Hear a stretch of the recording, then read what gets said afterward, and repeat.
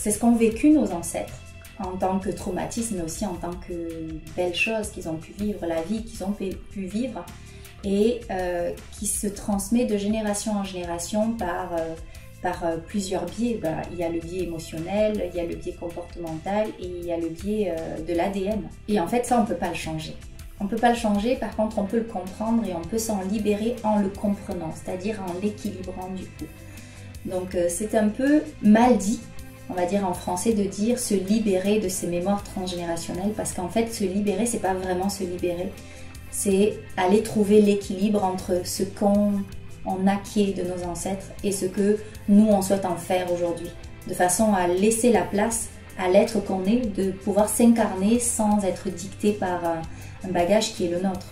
Ce sont énormément de trésors, notre bagage transgénérationnel, et ça, je tiens vraiment à cœur à ce que dans chacune de mes séances, les personnes le ressentent de cette façon-là, parce que ça peut être lourd, mais c'est beau derrière. C'est vraiment fabuleux. Bonjour à tous, je suis très heureux de vous retrouver pour un nouvel épisode interview du podcast Entre deux mondes. Alors dans cet épisode, on va parler d'un sujet qu'il me tenait à cœur d'aborder parce que c'est un thème qui revient assez régulièrement en séance d'hypnose transpersonnelle et qui pour le coup nous concerne absolument tous. Ce sujet, c'est celui de notre héritage transgénérationnel. Et qui est de mieux placé pour tout nous expliquer à ce propos que Manuela Perret, qui a fait de cette thématique sa spécialité. Et je peux moi-même vous en témoigner en toute confiance puisque j'ai fait récemment une séance avec Manuela. On reviendra évidemment sur son parcours et notamment l'expérience de mort imminente qu'elle a vécue il y a quelques années, et je lui poserai toutes mes questions sur les bagages de notre arbre généalogique. J'ai pris beaucoup de plaisir à enregistrer cet épisode avec Manuela, que je remercie pour sa douceur, sa bienveillance et son humour. Je vous remercie tous pour votre fidélité et je vous souhaite une très très belle écoute. Alors Manuela, bonjour et merci beaucoup vraiment d'avoir accepté mon invitation pour ce podcast. Je suis vraiment ravi de t'avoir aujourd'hui avec moi pour qu'on parle en plus d'un sujet qui m'intéresse beaucoup et que j'ai pas forcément abordé jusqu'à présent dans ce podcast. Et je sens que tu es la spécialiste du sujet, donc je suis vraiment hyper ravi de pouvoir te recevoir dans ce podcast avant qu'on entre dans le vif du sujet. Et j'aimerais, pour tous les auditeurs qui ne te connaissent pas, que tu puisses un petit peu te présenter et puis présenter ce qu'a été ton parcours. Merci beaucoup Xavier pour cette invitation. Je suis vraiment ravie aussi de pouvoir partager aujourd'hui ce moment avec toi et tes auditeurs. Alors mon parcours, moi je suis Manuela, je suis maman de deux petits garçons de 6 ans et de 4 ans. J'ai commencé en fait au tout départ avec une formation en médecine qui n'a rien à voir du tout avec le transgénérationnel, quoique certaines choses viennent se rejoindre avec l'épigénétique. Mais donc j'ai commencé par cette formation en médecine. Ensuite, étant donné que c'était une loyauté familiale, on en parlera certainement durant ce podcast, j'ai très vite changé d'avis parce que j'ai vu que je ne m'adaptais plus, c'était plus mon milieu. J'ai travaillé pendant quelques années en salle de sport, puis je me suis blessée plusieurs fois, 2 fois exactement au genou droit. Donc il faut savoir que le côté droit, c'est le côté professionnel, c'est le côté paternel, donc ça aussi on pourra peut-être en parler ou pas, on verra. En tout cas, je vous donne des petites pistes en même temps. Et du coup, j'ai commencé à chercher en 2009 du coup quelle était la problématique de mes douleurs en fait physiques et de tout ça, et c'est là que j'ai commencé à baigner dans le transgénérationnel. Donc voilà, à l'issue de ça, je me suis orientée en assistant dentaire parce que je pouvais plus travailler en salle 12 heures de cours collectif par semaine, c'était impossible pour mon corps. Donc j'ai ouvert ma structure de coaching individuel et après j'ai commencé à chercher par moi-même à travailler sur le transgénérationnel sans mettre ce mot transgénérationnel dessus. Je pense que beaucoup de personnes se retrouveront dans mon parcours parce que souvent on sait pas qu'on travaille dans le transgénérationnel, mais on a déjà les pieds en plein dedans. Et ensuite du coup en tant qu'assistante dentaire, je travaillais toujours dans le coaching sportif, et c'est là que j'ai commencé en fait à me former en transgénérationnel exactement en 2019 suite à mon EMI.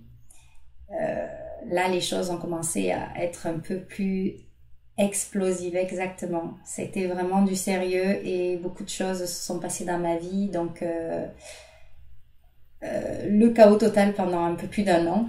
Ça a été un peu, ouais, on va dire ça le chaos, mais un chaos que je remercie aujourd'hui.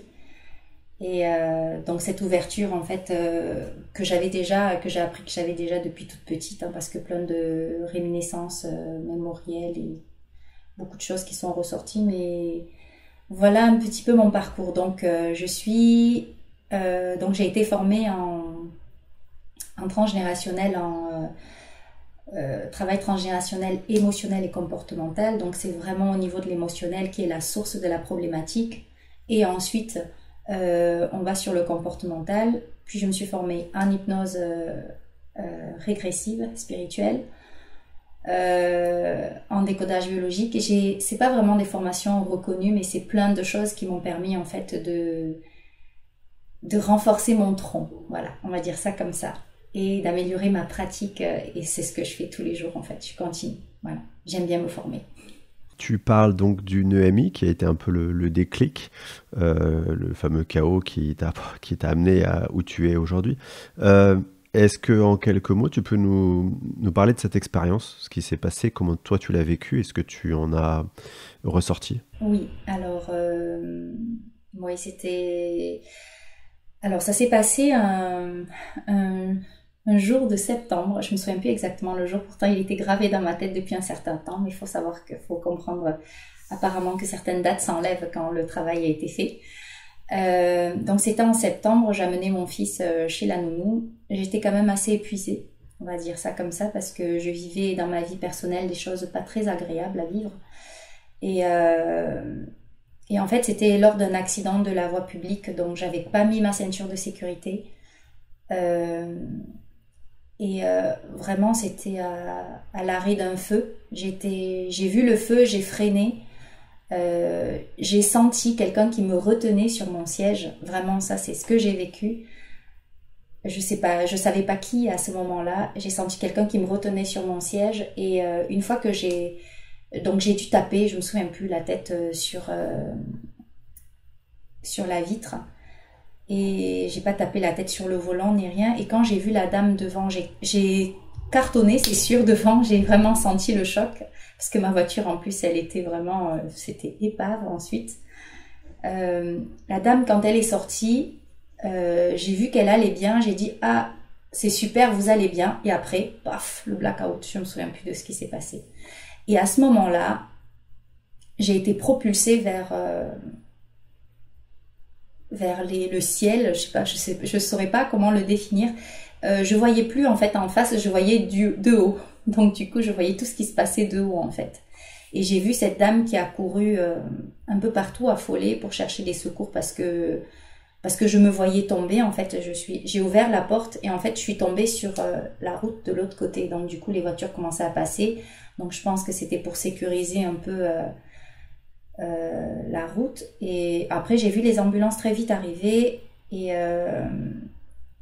mon mari également qui est arrivé assez rapidement. Après, j'avais plus trop envie de regarder là, en fait, je vous avoue, parce que j'étais un peu attirée vers autre chose. Et après, du coup, je suis partie et là, j'ai vu ma mère. Mais c'était le Graal, en fait. Il faut savoir que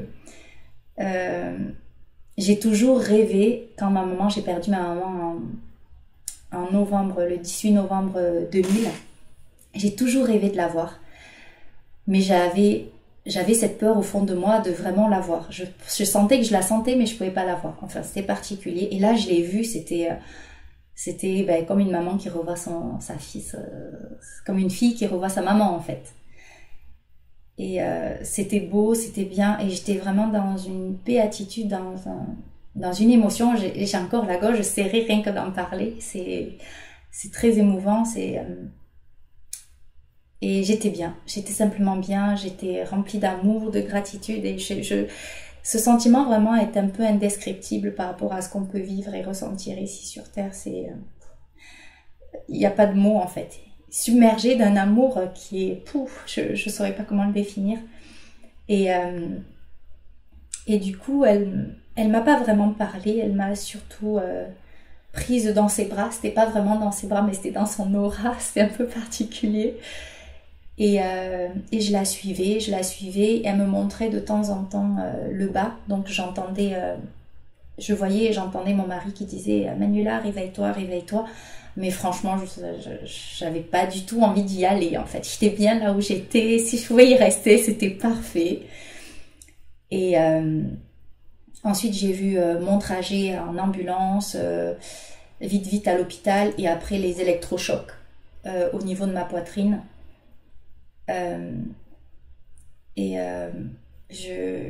J'avais pas envie, vraiment, j'avais pas envie. Et j'ai entendu à un moment donné, il m'a dit Manuela, reviens, tu peux pas faire ça aux enfants. Et là, en fait, c'est là que ça a commencé, juste un peu avant les électrochocs. Et c'est là que j'ai commencé à réaliser qu'en fait, j'avais des enfants. Parce que c'est bizarre, c'est comme si je l'avais un peu oublié. Et là, j'ai commencé à être prise de cette dualité-là. Je n'étais plus vraiment dans ce bonheur inconditionnel, cette béatitude. Et après, j'ai été réaspirée ici. C'était très violent, même. Comme si il y avait une espèce de vortex qui me tirait vers le bas et paf, je suis revenue et là, l'enfer a commencé. Parce que j'avais tous mes sens en éveil, j'entendais le moindre bruit qui me faisait mal à la tête, j'avais l'impression que je pouvais entendre même des voix derrière des voix, presque même d'entendre les gens penser, surtout je les entendais ressentir, je les sentais ressentir, c'était dans un hôpital en plus, autant vous dire que c'est vraiment pouf, trop dur. Ah non, pas du tout. Donc voilà, un petit peu comment ça s'est passé. Quand on revient de ce type d'expérience, généralement, on dit qu'effectivement, on a les sens beaucoup plus aguerris et que souvent, il y a des témoignages de médiumnité qui s'installent. Est-ce que ça a été ton cas pour le coup? Ah oui, ça a été mon cas parce que quand je suis rentrée chez moi, j'avais l'impression d'avoir une foule de personnes. En fait, je voyais plein de monde que je ne connaissais pas. Et ça a commencé déjà à l'hôpital, sauf que je me rendais pas compte que c'était pas des gens, en fait. C'est juste ça. Je faisais pas trop la différence à ce moment-là entre vraiment les personnes réelles et les personnes qui pouvaient m'apparaître. Parce que vraiment, j'avais cette sensation de les voir de chair, quoi. Enfin, c'était particulier. Et surtout de les ressentir. Et une fois que je suis rentrée chez moi,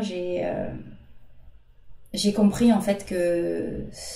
Parce que j'ai vu des gens traverser des portes, traverser des murs, et là je me suis dit, ouais Manu, là c'est quand même pas très bon. J'ai fermé les yeux plusieurs fois en essayant de faire en sorte qu'ils disparaissent, comme si c'était une illusion que je m'étais faite peut-être. Je me suis dit, non là, tu commences à devenir folle, c'est pas possible. Donc j'ai fermé les yeux très fort, j'ai effacé, et ça disparaissait. Les gens, en fait, je les voyais plus. Et par contre, ils réapparaissaient la nuit. Donc, il faut savoir qu'à l'époque, j'allaitais encore mon fils, donc je me réveillais de temps en temps dans la nuit quand même, 2-3 fois dans la nuit, et souvent il y avait la sécurité sociale dans ma chambre, donc et des gens qui parlaient, et je ressentais leur malaise, pas que de malaise, des fois c'était des fois aussi des bonnes émotions, mais impossible de choisir. Aujourd'hui, et ça va nous permettre de faire un peu la transition avec le sujet du jour, cette médiumnité, elle est toujours aussi présente pour toi, ou est-ce que tu as appris à l'appréhender quelque part? Comment tu as travaillé ça? Alors, j'ai eu beaucoup ma mère qui m'a accueillie quand j'ai fait mon EMI, qui m'a beaucoup aidée durant mes voyages astro, du coup que je faisais souvent la nuit, quand je m'endormais en fait, même pendant mes siestes. Elle m'a beaucoup aidée. Elle m'a appris à protocoler, on va dire ça comme ça, à poser mes limites en fait, parce que apparemment là-haut aussi il faut poser ses limites, parce que sinon il nous envoie un peu tout et n'importe quoi. Donc j'ai appris à poser mes limites, à protocoler en fait à quel moment je souhaitais recevoir et à quel moment j'étais disposée à recevoir des messages. Donc mais ça a été ça s'est pas fait du jour au lendemain. Ça a été quand même assez long pour que je comprenne qu'il fallait que je protocole, que je fasse quelque chose. Une fois que je l'ai fait, ça a commencé un peu à s'apaiser. J'ai mieux accepté les choses. Donc aujourd'hui, en fait, ma médiumnité, je l'utilise en séance, quand je reçois les personnes, que ce soit en hypnose ou en séance transgénérationnelle ou même en coaching. Donc quand je connecte à la personne, j'ai besoin de son nom, de son prénom et de sa date de naissance. C'est comme pour moi en fait un accès à sa demeure, à son intimité et aussi bien pour la personne que pour moi, c'est une question de respect parce qu'on rentre pas pour moi chez les gens comme ça sans frapper. Donc pour moi c'est la possibilité de frapper et surtout on va pas fouiller dans le frigo. Donc c'était ma façon pour moi de me respecter et de respecter les personnes qui sont en face de moi. Et à ce moment-là, du coup, étant donné que j'ai la personne vivante en face de moi, si la personne a des intentions et si elle a besoin de recevoir des messages, à ce moment-là, j'accueille en fait les différentes personnes, je vais dire ça comme ça, les défunts, les entités. Enfin, c'est un peu particulier. J'arrive pas trop à classer encore tous les niveaux de ce que je peux recevoir, mais en tout cas, j'accueille et je demande à recevoir à ce moment-là parce que je suis ouverte à recevoir. Donc voilà. Donc tu nous as dit que ton tronc, vraiment ce qui fait un peu la ligne directrice de ton parcours, c'est effectivement le sujet du transgénérationnel. Pour les éditeurs qui ne sont pas forcément au courant de ce que ça peut vouloir signifier, est-ce que tu peux nous donner très simplement ta conception de ce qu'est notre héritage, nos mémoires transgénérationnelles? Oui. Alors oui, le transgénérationnel, c'est un peu comme un héritage inconscient qu'on pourrait avoir hérité de nos parents, de nos ancêtres. C'est quelque chose d'inconscient, mais qui peut être conscient également. Parce que on peut en prendre conscience de temps en temps. Il faut savoir qu'on hérite en fait de notre héritage transgénérationnel comme on hérite de la couleur de notre peau, de la couleur de nos yeux. Ça, c'est quelque chose qu'on ne peut pas changer. Donc, c'est ça l'héritage transgénérationnel. C'est ce qu'ont vécu nos ancêtres en tant que traumatisme, mais aussi en tant que belles choses qu'ils ont pu vivre, la vie qu'ils ont pu vivre, et qui se transmet de génération en génération par plusieurs biais. Il y a le biais émotionnel, il y a le biais comportemental et il y a le biais de l'ADN. Ça, faut le savoir. Et en fait, ça, on peut pas le changer. On peut pas le changer, par contre, on peut le comprendre et on peut s'en libérer en le comprenant, c'est-à-dire en l'équilibrant du coup. Donc c'est un peu mal dit, on va dire en français, de dire se libérer de ces mémoires transgénérationnelles, parce qu'en fait se libérer, c'est pas vraiment se libérer, c'est aller trouver l'équilibre entre ce qu'on acquiert de nos ancêtres et ce que nous on souhaite en faire aujourd'hui, de façon à laisser la place à l'être qu'on est, de pouvoir s'incarner sans être dicté par un bagage qui est le nôtre. Ce sont énormément de trésors, notre bagage transgénérationnel. Et ça, je tiens vraiment à cœur à ce que dans chacune de mes séances, les personnes le ressentent de cette façon-là, parce que ça peut être lourd, mais c'est beau derrière. C'est vraiment fabuleux. J'ai compris, et c'est très clair que du coup, c'est notre arbre généalogique quelque part, cet héritage. Mais notre arbre généalogique, si on va jusqu'au bout de l'idée, il peut remonter très très très très très loin. Donc, est-ce qu'on peut imaginer que des ancêtres qui sont, je sais pas, à la 15e génération, peuvent, de par leur vécu, nous avoir transmis un héritage? Ou est-ce que quelque part ça se limite quand même aux 1, 2, 3, 4 générations du dessus? Merci Xavier pour cette belle question. C'est vraiment très intéressant parce que lorsqu'on se forme en psychogénéalogie, en transgénérationnel, il faut savoir que le transgénérationnel, on peut le trouver un peu dans tout. C'est un peu un large spectre. En fait, quand on étudie la psychogénéalogie, En Ancelin, elle en parle, et plusieurs auteurs aussi d'ailleurs que je ne saurais nommer parce que leur nom est un peu compliqué à prononcer. Mais ils parlent en fait, ils disent qu'on peut s'arrêter à la 3e voire la 4e génération parce qu'après ce sont des choses qui se répètent de 4 en 4 générations. Mais je me suis rendu compte en séance que certaines fois j'avais besoin de descendre un peu plus loin que la 4e génération et que ce n'était pas forcément une reproduction de ce qu'on pouvait trouver dans les 4 dernières. Ce que moi j'ai reçu après par l'aide de mon équipe de lumière, c'est que chaque génération, en fait, partons de la 15e génération par exemple. Cette génération-là va vivre quelque chose en fonction de son temps. Donc ce qu'elle va vivre de traumatique, forcément, sera quelque chose à résoudre pour la génération suivante, mais qui partira avec cet ancrage traumatique, mais qui partira aussi avec la force que l'ancêtre a eue en 15e génération de se débattre pour réussir à sortir de ce traumatisme-là. Ensuite, la 14e génération va venir avec cette force de la 15e et ce traumatisme et va ensuite mettre sa part de travail. Et ainsi de suite, au fur et à mesure des générations. Bien évidemment, on se rend compte qu'au bout de 4 générations, la chose a été, on va dire, soit amplifiée, la grosse patate chaude dont parle en Ancelin, soit complètement résolue et on passe à autre chose. Mais ça peut souvent, en fait, se perpétuer bien plus que 4 générations, parce que moi, je vois souvent 8 générations souffrantes et même 9. Donc, en fait, je ne sais plus si ce concept est vraiment valable. Mais ça reste quand même assez valable, on va dire, parce que moi, je n'ai pas de preuves scientifiques aujourd'hui pour poser un postulat de non-validité. Donc, je dirais que oui, on peut aller à 3-4 générations. Mais moi, avec mes capacités, je peux aller bien plus loin parce que je suis guidée. Quand je suis guidée, en fait, j'y vais. Et je ne me pose pas de questions. Je ne doute pas pendant mes canalisations. Pendant cet exercice-là, où on va aller un peu à la découverte de ce qui peut y avoir, on va les creuser, comment on sait qu'on va dans la bonne direction ?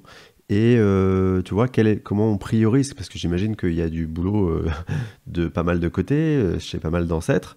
Comment on sait qu'on va dans la bonne direction? Et tu vois, comment toi tu le ressens? Alors, comment on sait qu'on va dans la bonne direction? C'est que, déjà moi en travail transgénérationnel, en séance transgénérationnelle, j'ai un fil conducteur. Mon fil conducteur, en fait, c'est la personne et c'est ce qu'elle va ressentir. Donc, je pars toujours de la fratrie de la personne. Donc, en fait, en fonction de la place que vous occupez dans votre fratrie, mais vous avez plus ou moins le fil conducteur du lien transgénérationnel que vous êtes venu libérer aujourd'hui. Même s'il y a l'effet miroir de l'autre côté de la lignée, il y a toujours, en fait, ce besoin capital de l'âme, de notre âme, de venir résoudre quelque chose avec notre propre lignée pour s'élever bien plus au niveau, au niveau dans lequel on est aujourd'hui. Et en fait, mon fil conducteur, c'est ça, c'est la fratrie. Prenons l'exemple d'une fratrie de 3 enfants. Le premier enfant, pour moi, va porter l'énergie de son papa. Le deuxième enfant, porter l'énergie de sa maman. Et le troisième enfant, porter l'énergie des 2 parents. Donc, moi, je le visualise du coup que cet enfant-là, qui est devant moi, qui est le premier enfant, en portant l'énergie de son papa, du coup, vient résoudre une problématique en lien avec la lignée paternelle pour libérer sa lignée et se libérer lui-même. Mais dans ce cas-là, l'enfant doit se positionner en tant que premier enfant. Parce que s'il me dit en séance, oui, mais tu sais, Manuela, je sais que ma maman, elle a fait une fausse couche avant moi. À ce moment-là, il ne se conçoit plus comme étant à la première place, mais plutôt à la 2e place. Donc, il y a besoin aussi de faire intervenir cette fausse couche-là. Donc, en fait, c'est comme ça qu'on se dirige un petit peu. Donc, du coup, je saurais que l'enfant qui est vivant vient résoudre une problématique en lien avec son papa de son vivant mais a aussi quelque chose à résoudre de sa maman parce que il est le deuxième enfant de sa mère. Donc en fait c'est comme ça que j'évolue et vraiment aucune séance n'est jamais la même parce que ça dépend vraiment du ressenti de la personne que j'ai en face de moi et ça dépend aussi de son ouverture,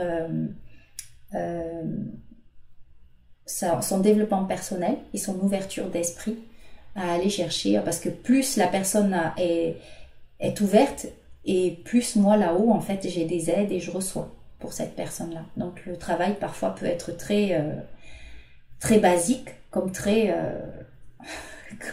perché. Et justement, ton équipe de lumière là, qui t'accompagne dans ce travail, Oui. est-ce que parfois ils te disent non, là tu fais fausse route, tu n'es pas dans la bonne direction Ah oui. Ou est-ce que tu vois, ouais, ça t'arrive. Oui, ça m'arrive. Comment ça se manifeste? Alors, ils te disent non, va pas là. et en fait, oui, ça m'arrive, on se fait taper moi je me fais taper sur les doigts aussi des fois. En séance, en fait, je suis vraiment aidée par... alors moi, j'ai toujours l'archange Métatron qui est auprès de moi. J'ai pas encore compris le pourquoi du comment, mais je sais que ça, c'est un archange qui m'accompagne régulièrement. J'ai toujours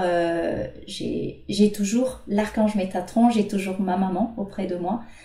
Et après, je vais dire les guides. Les guides, ils arrivent en fait en fonction comme ça de leur comment le dire, de leur spécialité. Je vais dire ça comme ça, de leur spécialité et en fonction du besoin que j'ai à ce moment-là. Donc ça m'arrive parfois que ma maman me dise ou l'archange Métatron, mais là tu fais fausse route parce que écoute bien ce qu'elle t'a dit. Alors du coup à ce moment-là, je reformule pour que la personne entende. Et à ce moment-là, elle prend conscience forcément de quelque chose et elle me dit « Oui, c'est vrai qu'il y a ça. » Et ensuite, ça m'oriente. Parce que moi, en fait, il y a quelque chose qui est très important et quelque chose auquel j'attache vraiment beaucoup d'importance. Ce sont les faits.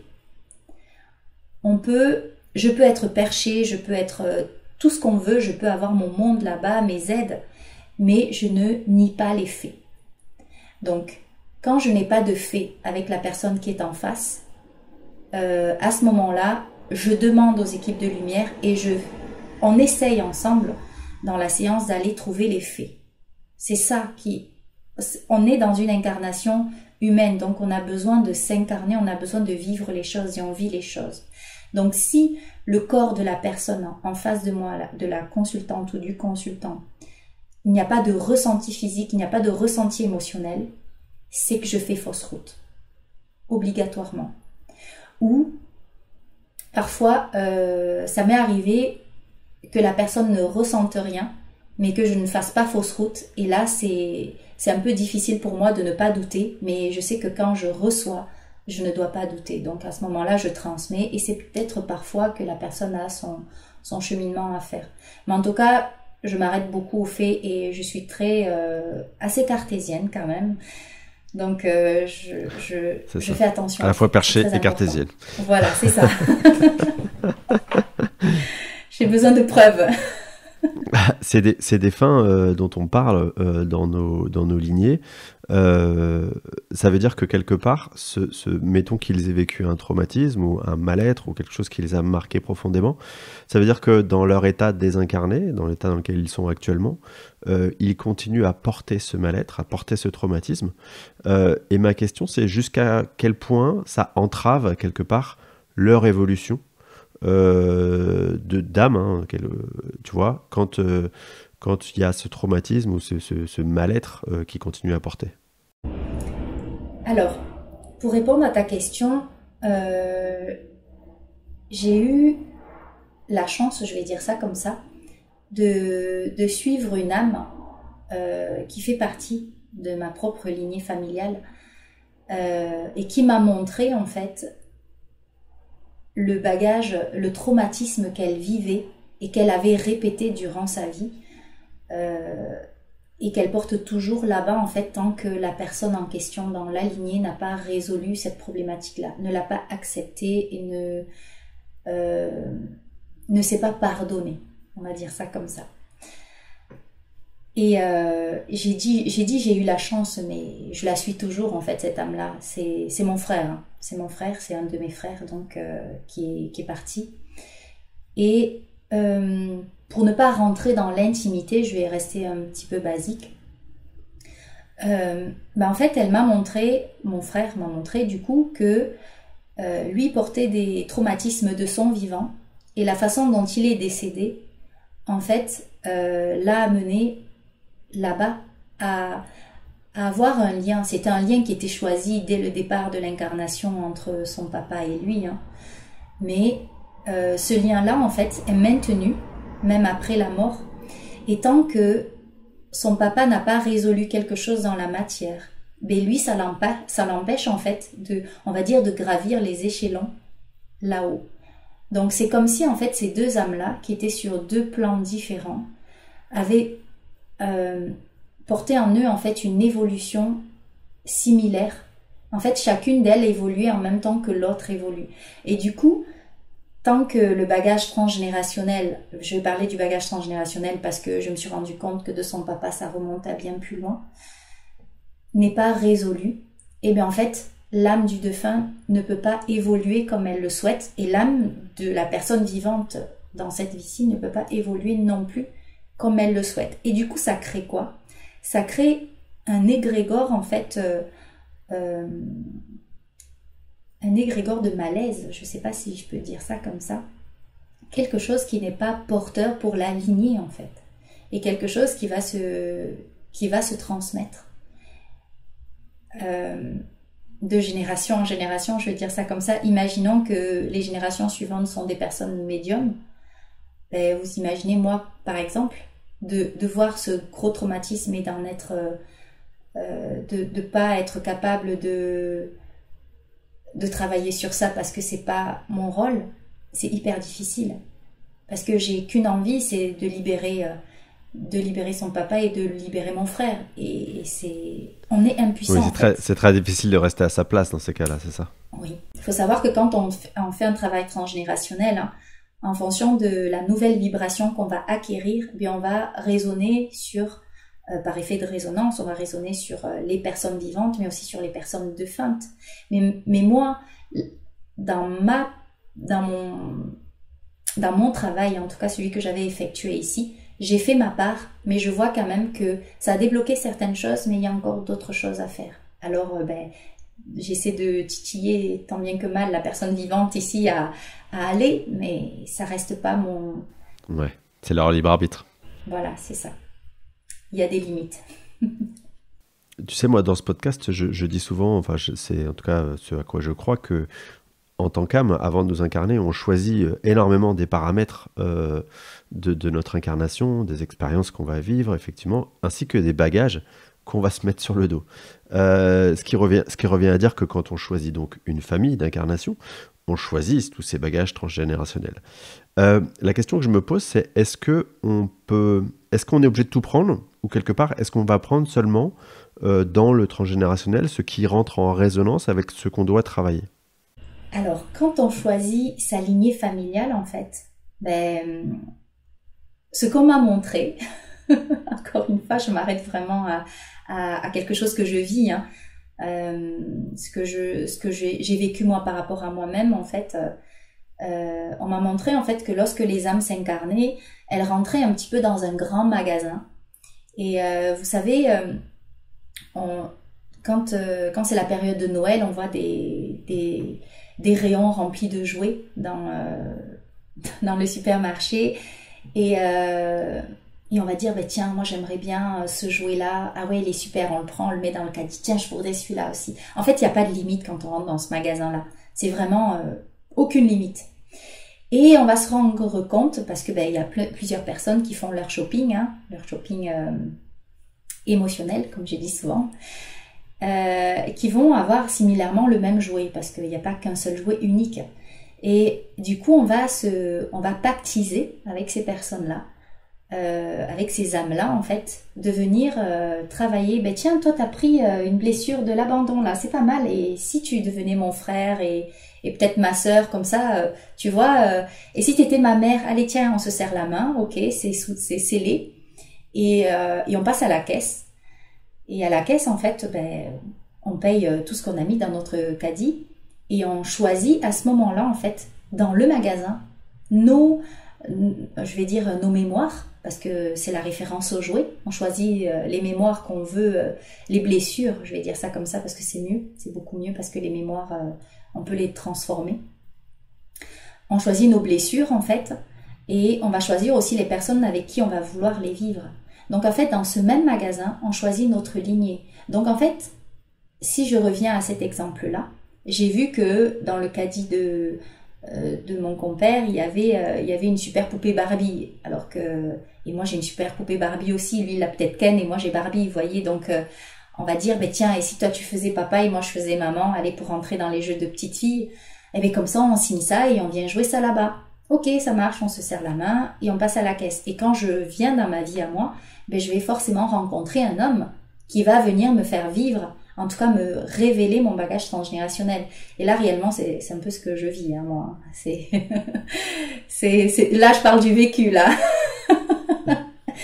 Donc, en fait, je rencontre dans cette vie-ci un homme qui vient me bousculer dans mes mémoires et qui vient révéler chez moi, en fait, des blessures sur lesquelles j'ai à travailler, sur lesquelles j'ai des mémoires que j'ai à équilibrer pour grandir, en fait, pour évoluer. Et ça va de pair, en fait. Parce que j'évolue, lui, il évolue peut-être pas au même rythme, mais on évolue ensemble, en tout cas. Tu disais tout à l'heure, donc dans ce travail que tu vas effectuer avec les personnes qui viennent te voir, c'est pas des libérations, c'est comme une sorte d'équilibre qui est à travailler. Est-ce que quelque part notre objectif à tous, quand on vient s'incarner, c'est de finir cette incarnation en ayant tout équilibré? Alors, si je dois répondre à cette question-là, je dirais oui. Je dirais oui parce qu'en fait, qu'on aille dans une polarité ou dans l'autre, en fait, on n'est pas aisé. C'est mauvais d'aller dans un déséquilibre. C'est forcément, je vais dire, il y a cette loi universelle de l'équilibre. Je pense qu'elle n'est pas mise en place pour rien. Donc, je pense que le but de chaque âme, c'est de trouver l'équilibre entre l'autre et soi, entre la lumière et l'ombre, entre le bien et le mal. Et tout ça, en fait, à l'extérieur, mais aussi à l'intérieur de nous. Donc, oui, je dirais oui. Et même sans hésitation, je dirais oui, parce que je cherche cet équilibre-là quand je travaille sur mon transgénérationnel, quand j'aide les personnes à travailler sur le leur. Et oui, 1000 fois oui. Tu parlais tout à l'heure aussi on a tendance à parler de bagages et de mémoire et de trucs lourds et de traumas et de machin, mais il y a aussi des ressources, des choses plutôt sympas. Comment ça peut se manifester justement le côté sympa du bagage transgénérationnel? Alors ça, c'est ce que les gens vont apprécier. C'est que oui, le transgénérationnel aussi, c'est pas quelque chose de lourd. Mais vous voyez, quand un enfant naît, il naît avec des mémoires intra-utérines, des mémoires de naissance, de conception, un bagage hérité de ses ancêtres, de ses vies antérieures. Et en fait, quand il naît et qu'on le voit évoluer, on n'a pas l'impression que ce soit quelque chose de difficile de vivre dans cette vie-ci, en tout cas de vivre son incarnation, à moins d'avoir certaines choses qui viennent l'empêcher. Mais prenons un enfant qui naît naturellement, la grossesse se passe bien, l'accouchement se passe bien, et ensuite cet enfant-là, le fils ou la fille de sa mère, comme il faut, la famille, tout se passe bien, pas de couac, et cet enfant-là vit sa vie d'adolescent, de jeunes enfants, d'adolescents, d'hommes, de femmes. Cette personne-là ne ressent pas forcément de choses, vous savez, quand on est amené à travailler sur soi, c'est souvent qu'il y a eu quelque chose derrière qui nous a poussé à un traumatisme, un vécu difficile. Il y a toujours quelque chose. Ou sinon un ennui ou un manque d'envie. Il y a toujours quelque chose en fait qui fait qu'on traîne un peu la patte, et là c'est pour ça qu'on va chercher le pourquoi du comment. Mais tant qu'on ne traîne pas la patte, qu'est-ce qui nous sert à ce moment-là? C'est notre héritage transgénérationnel également. c'est le meilleur vécu de nos vies antérieures, c'est le meilleur vécu de notre bagage naissance et conception. C'est tout le beau, tous les bénéfices qu'on en tire. Et après, il faut savoir aussi qu'en faisant un travail transgénérationnel, derrière des choses lourdes à porter, il y a souvent énormément de dons et de capacités qui sont révélés. Et ça, c'est fabuleux.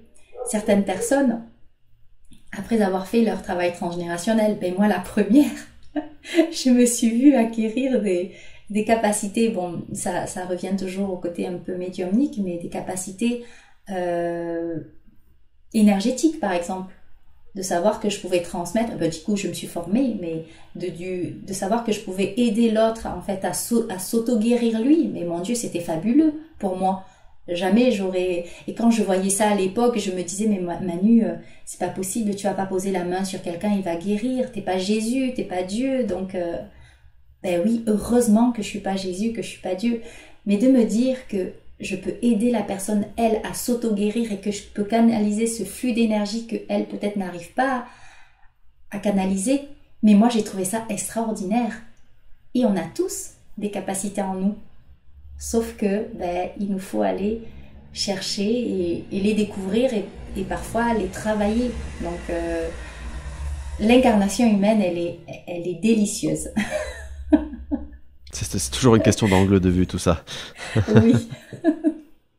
Tu l'as dit tout à l'heure en intro, tu es maman du coup de 2 enfants, plutôt encore jeunes. Moi également, et puis j'imagine pas mal de personnes qui nous écoutent. En tant que parent, si tu avais un conseil à donner aux parents pour éviter au maximum de transmettre du négatif ou des choses qui vont pouvoir alourdir un peu le bagage de nos enfants, ce serait quoi ce conseil ? Waouh, ça c'est une bonne question. Ben alors je vais encore une fois le plus me fier à ce que je vis tous les jours. Moi j'essaye en fait au maximum de ne pas projeter mes peurs sur mes enfants, parce que ça c'est mon vécu et c'est mon héritage, de manière à ne pas aller, entre parenthèses, c'est ce que je pense, réveiller le bagage ou secouer un bagage qui est encore porteur pour eux. Et j'essaye aussi de comprendre les injonctions que j'aurais reçues de ma famille, de l'éducation que j'ai eue. Et avant de leur imposer en fait cette façon de voir, je leur laisse souvent la parole. En tout cas depuis qu'ils parlent, même si parfois c'est des choses un peu qui partent dans tous les sens, mais je leur laisse la parole. Par exemple, si on parle souvent de la mort chez moi, et moi je tiens à ce que la mort ne soit pas quelque chose de tabou. Ça c'est très important dans ma famille, avec mes enfants en tout cas, même si mon mari lui il commence à s'ouvrir à ça et il commence à en parler avec facilité, ça n'a pas été un sujet facile. Et mes enfants, il faut savoir que les enfants, ils voient la mort comme étant quelque chose de réversible. Donc, du coup, quand on parle de la mort, eux, ils pensent que bim, bim, je vais te tuer et bim, bim, tu vas te réveiller ensuite. Non, ça fonctionne pas comme ça. Et alors, ils nous parlent souvent aussi, quand maman, toi et papa, vous allez mourir, oui, moi j'aurai ma maison et tout. Mon mari, il peut être un peu choqué. Mais moi, ça me choque pas du tout parce que c'est leur façon de concevoir la mort et on n'a pas à intervenir dans cette façon de vivre la mort à leur niveau, en tout cas. Et c'est à enlever, de leur imposer, en fait, notre façon de voir, ce serait enlever un peu de cette insouciance d'enfant et je trouve qu'elle est bénéfique. Et donc, si j'avais vraiment un conseil à donner aux personnes qui ont des enfants pour ne pas on va dire, empêcher certaines capacités de ressortir ou de ne pas leur imposer leur façon de voir les choses, c'est vraiment de questionner l'enfant. Et lorsqu'il pose une question, en fait, de lui poser la question de comment lui voit les choses et ensuite de lui donner notre point de vue. Mais en lui disant que ce n'est que notre point de vue et qu'il y en a plein et que c'est que le nôtre et qu'il a le droit de choisir celui qu'il veut au moment où il le veut. Tu m'as dit avant qu'on commence cet enregistrement que tu travaillais actuellement sur une formation. Est-ce que tu peux nous parler un peu de ce projet ? Waouh. Alors, oui, bien évidemment. Merci Xavier de me donner la possibilité d'en parler. Alors, d'en parler, c'est un peu l'ancrer encore plus dans la matière et du coup de moins fuir. Euh, Là, je sens que c'est du concret là et je vous avoue que je flippe un petit peu. Alors, je souhaite en fait vraiment par cette formation pouvoir donner l'opportunité, que ce soit aux personnes qui veulent travailler sur elles-mêmes ou que ce soit aux thérapeutes,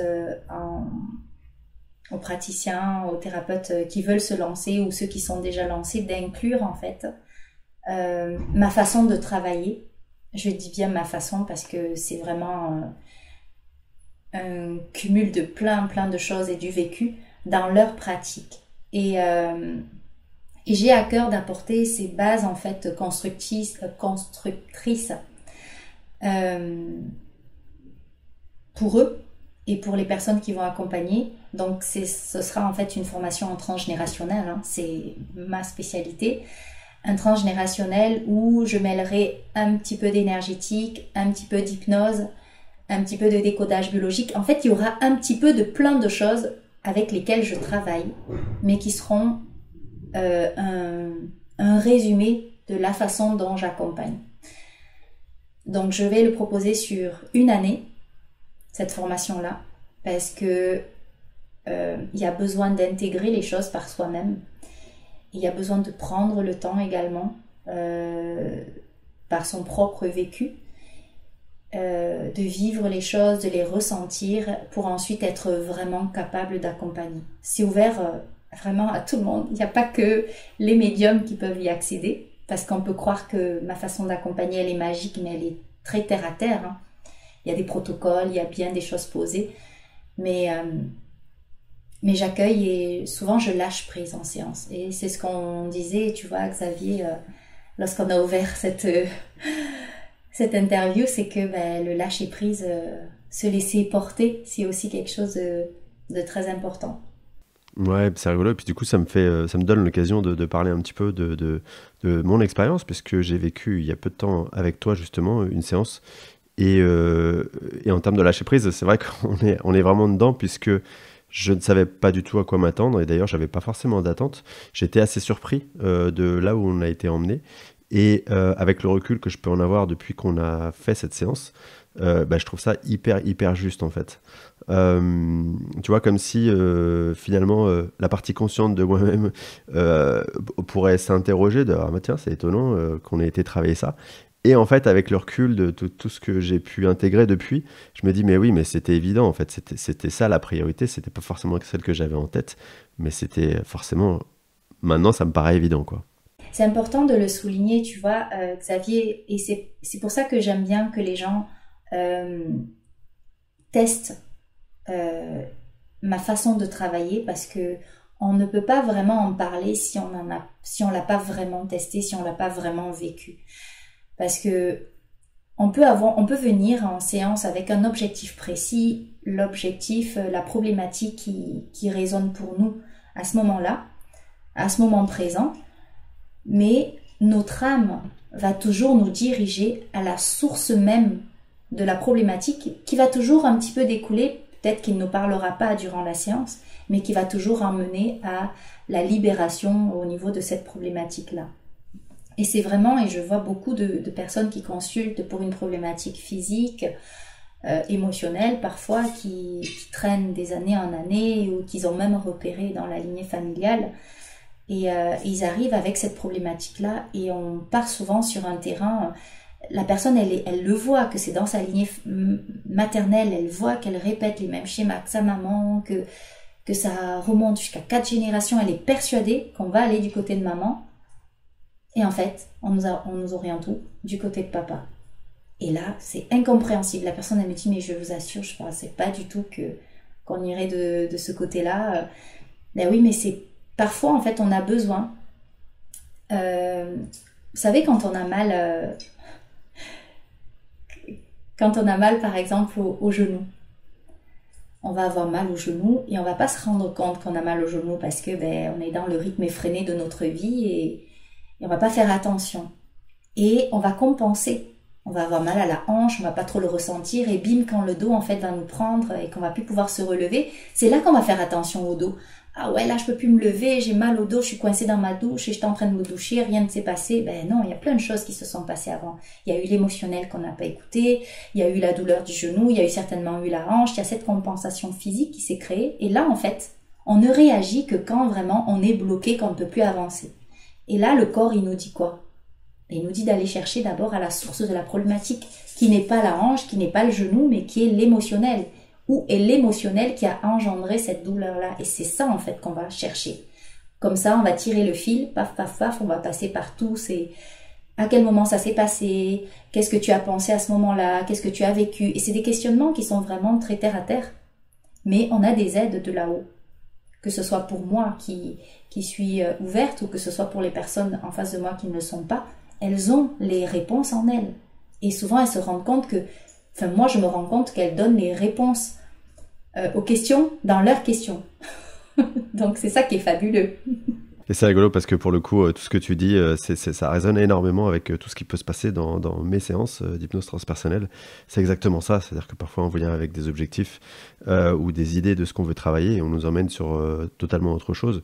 Mais en fait, c'est parce que avant de travailler le premier point, il faut, le passage obligé, c'est de passer par ce qu'on vient nous montrer. Et c'est pas forcément évident au premier abord, mais c'est hyper juste en fait. Manuela, je vais te remercier pour ce temps d'échange, cette interview qui était vraiment hyper intéressante. Avant de nous quitter, j'aimerais te poser 2 questions que je pose habituellement aux personnes que j'interviewe. La première, c'est est-ce que tu as, toi, dans ton parcours, des livres ou des auteurs ou des personnes qui t'ont particulièrement inspiré sur ton chemin? Oui, bien évidemment que oui, parce que on a toujours besoin d'être inspiré et moi en fait je suis tombée dans la sauce du transgénérationnel grâce à Anne Ancelin. Son livre en fait Aïe mes aïeux m'a vraiment et psychogénéalogie aussi. Ces 2 livres qui m'ont vraiment poussée à comprendre d'où je pouvais venir et aller creuser ça en fait. Ensuite, c'est le livre de Marie-Célène, Déchaîne tes mémoires. En fait, je trouve que dans ce livre-là, elle parle, moi je l'ai acheté parce qu'elle parle du transgénérationnel et j'ai trouvé son approche un peu... elle parle des mémoires en fait, des mémoires relationnelles, traumatiques, injonctions, transgénérationnelles, collectives. Et lorsqu'elle parle des mémoires transgénérationnelles, j'ai trouvé son approche assez... responsabilisante parce que c'est ma façon de voir les choses, parce que souvent les personnes vont venir en séance avec l'objectif d'un coup de baguette magique en fait de résoudre cette problématique en fait et de se libérer du coup de pas prendre la responsabilité et de se libérer en fait d'un truc qui pourrait être difficile à porter. Et vraiment, quand on décide de faire un travail transgénérationnel, il faut s'engager et il faut prendre ses responsabilités. Parce que c'est pas le praticien, c'est pas le thérapeute qui va venir en fait dans notre vie changer quoi que ce soit. C'est vraiment en fait une responsabilité à avoir. C'est que aujourd'hui, si on équilibre énergétiquement les mémoires et que la personne derrière ne fait pas de changement, forcément il va y avoir des équilibres à nouveau. Donc qu'est-ce qu'elle va penser? Que le thérapeute ne sert à rien, que ce qu'on a fait ça sert à rien. Donc en fait c'est vraiment une prise de responsabilité et je trouve ça vraiment très intéressant parce que de toute façon dans chaque travail qu'on fait en développement personnel ou spirituel, il y a besoin de prendre ses responsabilités et c'est vraiment ce que je voudrais demander aux personnes qui travaillent sur elles en fait, de se dire je suis responsable de ce que je vis, même si c'est dur parce qu'il y a certaines choses qui peuvent être très dures dans la vie. Eh bien oui, on est toujours responsable de ce qu'on vit. Et on l'a choisi et on le vit et on peut se libérer de ça. Ouais, moi je dis souvent aux personnes qu'effectivement ces accompagnements, quels qu'ils soient, des thérapeutes, le tien, le mien et d'autres, c'est une mise en lumière, c'est peut-être une manière d'effectuer une sorte de déclic, mais après la responsabilité c'est la leur de se prendre en main et d'avancer par rapport aux éléments qu'ils ont reçus. C'est que le début du travail en fait qu'on enclenche, à eux ensuite de bosser. La deuxième question du coup que je voulais te poser, Manuela, c'est plutôt une sorte de conseil pour les personnes qui sont en début d'éveil spirituel, qui s'ouvrent à tout ce monde. Qu'est-ce que tu pourrais leur conseiller, toi, et probablement qui est le fruit de ton expérience personnelle? Comment est-ce qu'on aborde sereinement ce chemin-là? Le conseil que je donnerais aux personnes qui se lancent dans un développement personnel, spirituel, à la connaissance d'aller vers eux, en fait, des personnes qui souhaitent aller vers eux, je vais dire ça comme ça, je leur dirais déjà de balayer tout ce qu'elles ont connu. D'enlever ce voile de l'illusion, qui n'est pas facile à enlever, hein, mais de se dire que ce qu'elles ont connu, c'était une réalité qu'elles étaient obligées de porter jusqu'à présent, mais que c'est important qu'elles s'ouvrent en fait vers ce qu'elles vont recevoir et ce qu'elles vont voir, découvrir, mais tout en gardant leur discernement. De ne pas tout prendre pour acquis, de ne pas tout prendre pour parole d'évangile, parce que même si ça a beau être canalisé, même si ça a beau être écrit, c'est canalisé et c'est écrit par un humain qui est comme soi. Donc en fait, ce qui est vraiment important, c'est de ressentir et de vivre ce qu'on pense recevoir, ce qu'on pense ressentir. C'est d'incarner en fait ce qu'on ressent, parce que c'est important. De ne pas juste le prendre pour acquis parce que quelqu'un d'autre l'aurait dit. Si ça résonne pour nous, c'est important en fait de le vivre et de l'incarner, sinon ça n'a aucun effet pour moi. Autrement dit, pas simplement recevoir les choses avec le cerveau, mais aller chercher la résonance plus profonde de ce qui est donné, et toujours du coup garder ce discernement. Est-ce que ça me parle, est-ce que ça me parle pas, et effectivement pas prendre les choses pour acquis, même si elles sont transmises par des personnes qui ont beaucoup d'expérience ou un certain charisme. Ça reste une réalité subjective, une interprétation, un filtre de la personnalité incarnée. C'est ça, merci. Merci, tu as bien posé les mots, Xavier. J'avais du mal à trouver mes mots. Il n'y a pas de souci. En tout cas, merci encore Manuela. C'était vraiment un plaisir que de t'avoir dans ce podcast. Je conseille vraiment, et pour l'avoir testé pour le coup, je conseille vraiment cet exercice à toutes les personnes qui ressentent cette nécessité, qui s'intéressent à ce sujet-là. Je te remercie encore, et puis je remercie à nouveau, et comme toujours, tous les auditeurs de ce podcast pour votre écoute fidèle, pour vos encouragements, et c'est très très précieux. Merci à vous. Merci Xavier, passez une très belle journée.